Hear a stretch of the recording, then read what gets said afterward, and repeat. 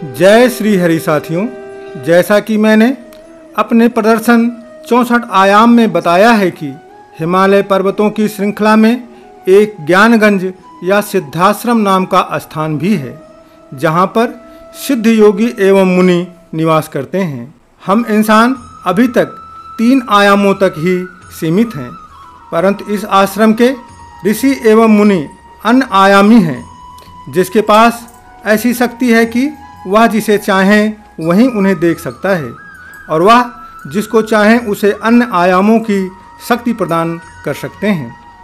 वह सब कुछ दिखा भी सकते हैं या फिर वहाँ भी पहुँचा सकते हैं जहाँ साधारण मनुष्य किसी भी परिस्थिति में नहीं पहुँच सकता है। आज का विज्ञान इस रहस्यमय स्थान के बारे में कुछ भी पता कर पाने में असफल रहा है। ऐसा नहीं है कि वैज्ञानिकों ने प्रयास नहीं किया, प्रयास तो बहुत किया, पर सफलता अभी तक प्राप्त नहीं हुई है, क्योंकि इन रहस्यों के बारे में जानने के लिए विज्ञान की नहीं अपितु ज्ञान की आवश्यकता होती है। समर्पण जब और तब की आवश्यकता होती है।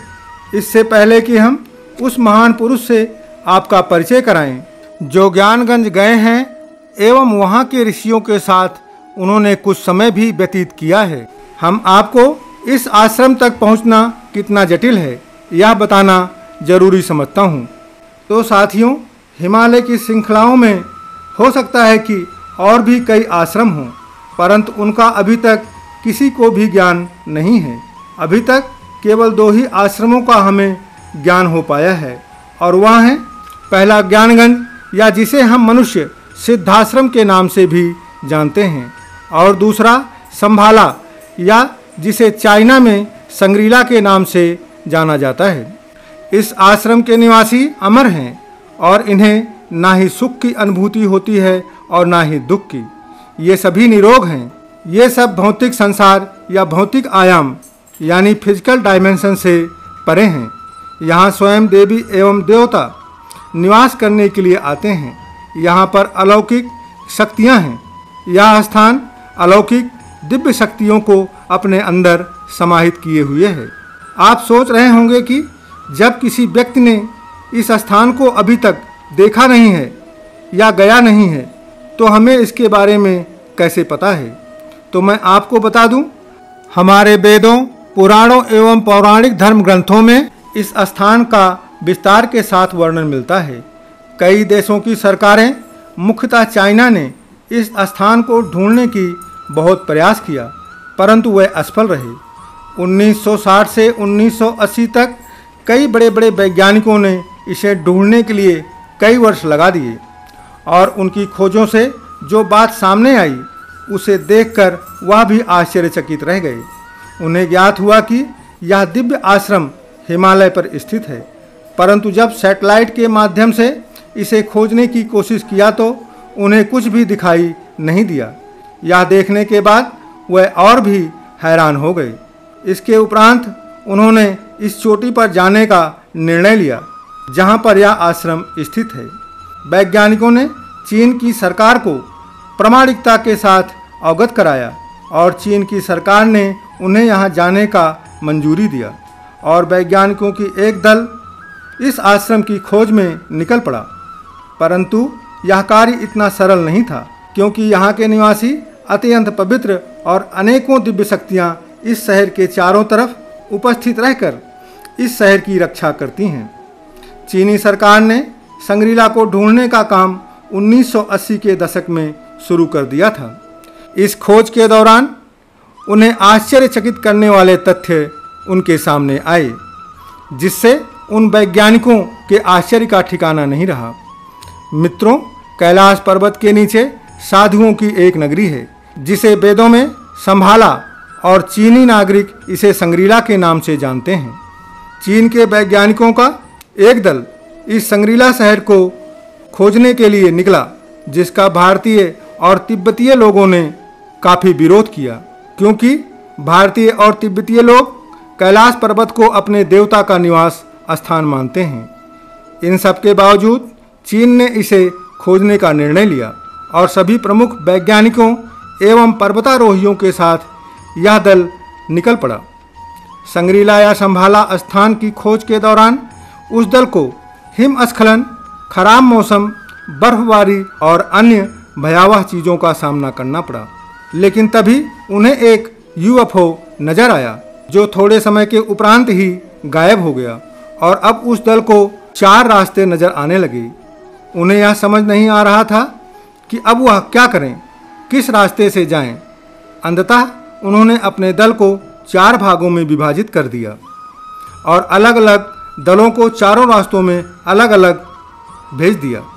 पहले दल के वैज्ञानिकों को कैलाश पर्वत से एक दिव्य शक्ति निकलती हुई दिखाई देती है और वह दल उस शक्ति का पीछा करने लगता है।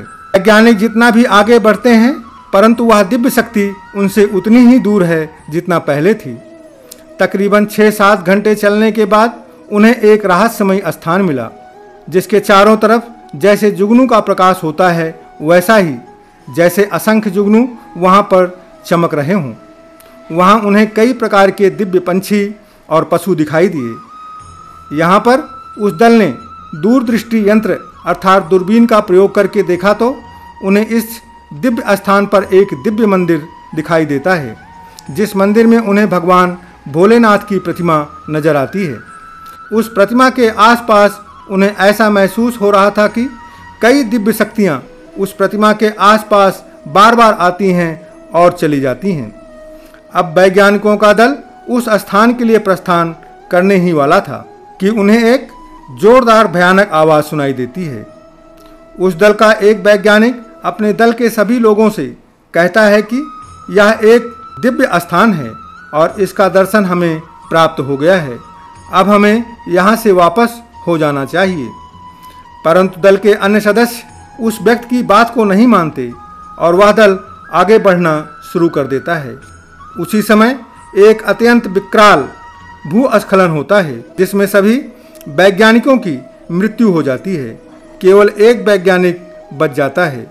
वह वही वैज्ञानिक है जिसने उन्हें लौटने के लिए बोला था और वापस आकर पूरा वृत्तांत चीन की सरकार को बताता है, जिससे वह भी आश्चर्यचकित हो जाते हैं। यहाँ दूसरे दल को बहुत समय तक चलने के उपरांत 7 गुफाएं दिखाई देती हैं। वह दल जब उन गुफाओं में प्रवेश करता है तो उन्हें कई हजार वर्ष पुराने दस्तावेज मिलते हैं जिन्हें अलग अलग भाषाओं में लिखा गया था और इन गुफाओं में कई हिंदू देवी देवताओं के चित्र भी चित्रित थे। दल के वैज्ञानिक उन दस्तावेजों को अपने साथ रख लेते हैं। कुछ और आगे बढ़ने पर उन्हें मनुष्यों का कंकाल मिला। जब वैज्ञानिक और भी आश्चर्य में पड़ गए जब उन्हें यह पता चला कि कंकाल कई हजार वर्ष पुराना है, जिसमें सबसे पुराना कंकाल 5000 वर्ष पुराना या इससे भी अधिक पुराना हो सकता था। उन्होंने यह अनुमान लगाया कि यह कंकाल यहाँ पर किसी उस मनुष्य का होगा जो यहाँ पर तपस्या कर रहा हुआ होगा। उसके बाद से चीन ने कई बार संग्रीला शहर को खोजने की कोशिश किया, लेकिन सफलता उन्हें अभी तक प्राप्त नहीं हो पाई। साथियों, तिब्बतियन लोगों का कहना है कि इस पर्वत की रक्षा एक यति मानव कर रहा है। वह यति मानव इतना विकराल है कि मनुष्य उसके सामने चींटी के जैसा प्रतीत होता है, जिसे कुछ तिब्बतियन लोगों ने देखा भी है। दूसरे दल के वैज्ञानिक जब और आगे इन गुफाओं में बढ़ते हैं तो उन्हें इन गुफाओं में 7 योगियों की मूर्तियां नजर आती हैं जो कि बर्फ से बनी होती हैं। जैसे ही एक वैज्ञानिक उस मूर्ति को छूने की कोशिश करता है, वैसे ही उस गुफा में एक तीव्र भूकंप आता है, जिससे सभी वैज्ञानिक अत्यंत डर जाते हैं और तुरंत उस गुफा से बाहर निकल जाते हैं और कुछ समय के उपरांत दोबारा फिर उस गुफा में जाने का निर्णय करते हैं। परंतु यह क्या, उन्हें गुफा का दरवाज़ा ही नहीं मिलता है। मौसम अत्यंत तीव्र गति से खराब हो रहा होता है। आसमान से बिजली कड़कने लगती है और वह बिजली उनके आसपास ही गिरने लगती है। तीव्र गति की बरसात होना शुरू हो जाती है, जिससे भूस्खलन होने लगता है, जिससे भयभीत होकर वैज्ञानिकों का दल वापस हो जाता है। साथियों, तीसरे दल के साथ क्या हुआ इसका पता ही नहीं चल पाया है। न ही उनकी मृत शरीर अभी तक प्राप्त हुई है। चीनी सरकार ने उन्हें खोजने की बहुत प्रयास किया, पर सफलता प्राप्त नहीं हो सकी। चौथा दल रास्ता भ्रमित होने के कारण वहीं 4 किलोमीटर के दायरे में महीनों घूमते रहे और अंततः थक हार कर वह भी वापस आ गए। मित्रों, प्राचीन धर्म ग्रंथों के अनुसार ज्ञानगंज 8 पंखुड़ियों वाले कमल के पुष्प जैसा दिखाई देता है। यहाँ पर आपको याद दिला दें कि देवों के देव महादेव भी 8वें आयाम में ही निवास करते हैं। हो सकता है ये 8 कमल पुष्प की पंखुड़ियाँ उन 8 आयामों की परिचायक हों। यह चारों तरफ बर्फ से ढके पहाड़ों के मध्य में स्थित है। यह ज्ञानगंज पृथ्वी और स्वर्ग को मिलाता है, अर्थात जोड़ता है। जिन लोगों ने ज्ञानगंज या संभाला को देखा है, उनके लिए यहाँ की दुनिया इस भौतिक संसार से अलग एवं आश्चर्यों से परिपूर्ण है। यहाँ के निवासी तिब्बतीय बौद्ध धर्म गुरुओं का ऐसा मानना है कि जब पृथ्वी पर अधर्म अपनी चरम सीमा पर पहुँच जाएगा तो उस समय यहाँ के 25वें शासक पृथ्वी को बेहतर बनाने के लिए मार्गदर्शक के रूप में आएंगे। आपको आश्चर्य होगा, आज के युग का मैपिंग सिस्टम भी इसे खोज नहीं पाया है और ना ही सैटेलाइट की मदद से ही इसे खोजा जा सका है। कई धर्म गुरुओं के अनुसार इस स्थान का संबंध किसी अन्य लोक से है और वहीं कुछ लोगों का यह भी कहना है कि एक नहीं अपितु कई बार चीन की सेना ने इस स्थान को खोजने की कोशिश किया, पर सफल नहीं हो पाए।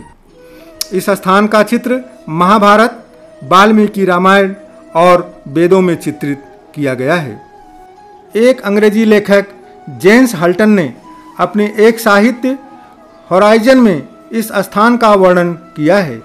यह ज्ञानगंज तिब्बत में कैलाश पर्वत और मानसरोवर झील के निकट स्थित है। धार्मिक मान्यताओं के अनुसार इस स्थान का निर्माण स्वयं देवशिल्पी विश्वकर्मा जी ने किया है। यहाँ पर कई ऋषि हजारों वर्षों से लगातार तपस्या कर रहे हैं। ऐसी मान्यता है कि यहाँ से 15 फुट नीचे कैलाश मानसरोवर की तरफ संग्रीला घाटी स्थित है, परंतु हम उस आयाम में नहीं जा सकते हैं, इसलिए वह हमारे लिए अदृश्य है। महाभारत काल के अश्वत्थामा के यहीं पर होने का प्रमाण भी हमें मिलता है। साथियों, 1929 से 1930 के बीच में एक व्यक्ति इस आश्रम तक पहुंचा और वहां का वर्णन एक तिब्बतीयन साधु को उसने किया था। 1889 में जन्मे साधु सुंदर सिंह जी का जन्म सिख परिवार में हुआ था। ये बचपन से साधु संतों की तरफ और देवी देवताओं की तरफ अधिक आकर्षित होते थे, जिसे देखकर उनकी माँ उन्हें जंगल में रहने वाले एक प्रसिद्ध संत के पास लेकर आशीर्वाद दिलाने की इच्छा से गई थी, परंतु साधु सिंह को देखकर वह महात्मा उनके ही पैरों को छूकर बोले कि इनकी हजारों वर्षों की साधना मेरी साधना से बहुत श्रेष्ठ है। आने वाले काल में इन्हें अत्यधिक प्रसिद्धि प्राप्त होगी। उनकी माँ ने उन्हें ध्यान और साधना से दूर रखने के लिए लुधियाना के एक अंग्रेजी विद्यालय में दाखिला करवा दिया। वह विद्यालय पूर्ण रूप से ईसाई शिक्षा प्रदान करता था। जब वो 14 वर्ष के थे तो उनकी माता का देहांत हो गया और सुंदर सिंह ने ईसाई धर्म ग्रहण कर लिया और वह ईसाई धर्म के प्रचार के लिए भ्रमण करने लगे। सन 1912 में वह तिब्बत का भ्रमण करके वापस आए थे तो उन्होंने अपने एक मित्र को बताया कि कैलाश पर्वत की यात्रा के दौरान उन्हें एक ऐसे ऋषि मिले जिनकी उम्र 300 वर्ष थी। बावजूद इसके वह एकदम युवा प्रतीत हो रहे थे और उस युवा ने उन्हें बताया कि वह आगरा के एक मंदिर के पुजारी के पुत्र हैं। जब वहाँ के बादशाह के पत्नी की मृत्यु समय से पहले हो गई तो उस बादशाह ने उस मंदिर को अपवित्र मानकर उस मंदिर को तोड़कर मकबरा बनाना चाहा, लेकिन वहाँ के पुजारियों ने इसका विरोध किया, जिससे उस बादशाह ने सभी विरोधी पंडितों को मरवा दिया। परंतु उस बच्चे को उसके पुजारी पिता ने पहले ही दूर भिजवा दिया था, जिसके बाद वह बच्चा शांति की खोज में हिमालय पर पहुंच गया। और उन्होंने यह भी बताया कि सुंदर सिंह भी अपने पिछले जन्म में हिमालय पर ही एक तपस्वी थे और उस साधु की आज्ञा से सुंदर सिंह ज्ञान की खोज में निकल पड़ते हैं। उन्होंने लंबे समय तक जंगलों में रहने का अभ्यास शुरू कर दिया और कई दिवस तक जंगली फल और पत्तों को खाकर अपने आप को जीवित रखने का अभ्यास किया। 18 अप्रैल 1929 को उन्होंने यह प्रण लिया कि वह यदि वापस जाएंगे तो ज्ञानगंज और अमरलोक के रहस्यों के बारे में जानकारी प्राप्त करने के बाद ही वापस जाएंगे। अप्रैल के अंत में वह शिमला के कालका पहुँचे। वह कहते हैं कि एक भगवा वस्त्र पहना हुआ व्यक्ति उन्हें अपने साथ लेकर गया और कई सप्ताह वह दोनों लगातार चलते रहे।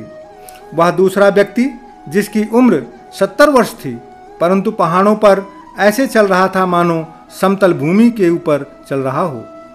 सुंदर सिंह 11 दिनों तक लगातार बर्फ में चलते रहे और उसके उपरांत वह एक बर्फीले तूफान में फंस गए। तूफान में फंसने के बाद सुंदर सिंह को एकाएक चक्कर आ गया और वह वहीं गिर गए।